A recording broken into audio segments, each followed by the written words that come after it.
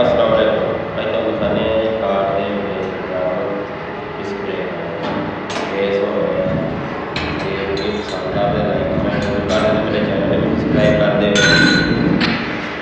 लगा ऐसा यानी बैक कैमरे में चेक करा देखो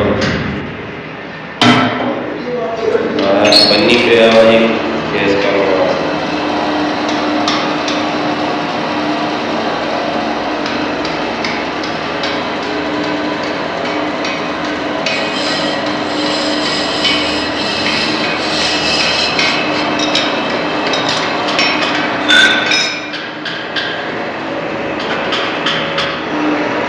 हर एक शहर